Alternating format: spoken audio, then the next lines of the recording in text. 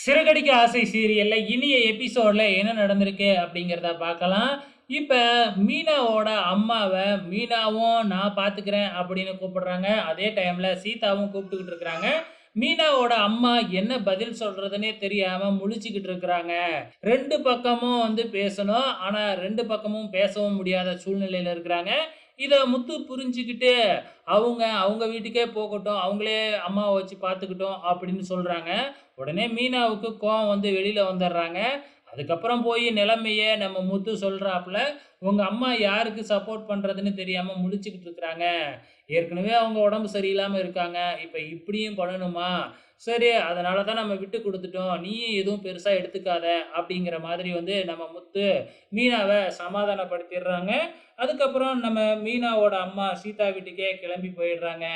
இங்க வீட்ல உட்காந்துருக்கும்போது மீனா ரொம்ப ஃபீலிங்லயே இருக்கிறாங்க.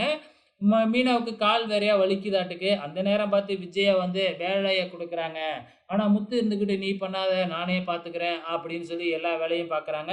இங்க ஹாஸ்பிட்டல்ல நம்ம ப்ரோமோ பார்த்த மாதிரி சீதாவுக்கிட்ட ஒரு 5,00,000 குடுத்து பேங்க்ல டெபாசிட் பண்ண சொல்லி ஒருத்தரு அனுப்பி வைக்கிறாப்புல.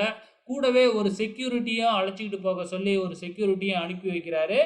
ஆட்டோல ஏற போற நேரத்துல கரெக்ட்டா அந்த செக்யூரிட்டிக்கு ஒரு ஃபோன் கால் வருது. ஸோ அவங்க பையனுக்கோ, குழந்தைக்கோ ஏதோ உடம்பு சரியில்ல, சீரியஸா இருக்காப்புல. ஹாஸ்பிட்டல் அழைச்சிட்டு போயிருக்கோம் அப்படிங்கிற ஃபோன் வருது. உடனே என்ன பண்றதுன்னு தெரியாம முழிச்சுக்கிட்டு இருந்த செக்யூரிட்டிய, "சீதா நீங்க போங்க. நான் போய் டெபாசிட் பண்ணிக்கிறேன்" அப்படின்னு சொல்லிட்டு யாருக்கிட்டயும் இன்ஃபார்ம் பண்ணாம செக்யூரிட்டிய அனுப்பி வச்சுக்கிட்டு ஆட்டோவ எடுத்துக்கிட்டு போயிட்டே இருக்கிறாங்க. போற வழியில எங்க இருந்து தான் இவங்க 2 பேத்துக்கும் தெரிஞ்சதுன்னு தெரியல. கரெக்ட்டா பைக்ல சீதா கிட்ட இருக்கிற பணத்த அடிச்சு புடுங்கிக்கிட்டு போயிடுறாங்க.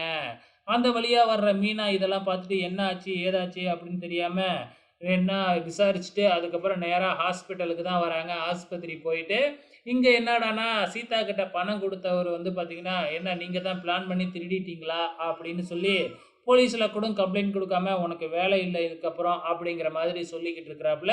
மேபி அவரு தான் பிளான் பண்ணி இந்த பணத்த தூக்கி இருப்பாரு அப்படின்னு நெனைக்கிறேன். சீதா எவ்வளவோ பேசி பார்க்குறாங்க. மீனாவும் எவ்வளவோ பேசி பார்க்குறாங்க. ஆனா அந்த ஆளு இருந்துகிட்டு, "இல்ல உனக்கு இனிமேக்கு வேலை இல்ல. இல்லன்னா நீ தான் அந்த பணத்த குடுக்கணும்." அப்படிங்கிற மாதிரி பிளாக்மெயில் பண்ணிக்கிட்டு இருக்கிறாப்புல. இதோட இன்னி எபிசோடு முடிஞ்சிருச்சு. வெயிட் பண்ணி பார்க்கலாம். நாளைக்கு என்ன நடக்க போகுதுன்னு.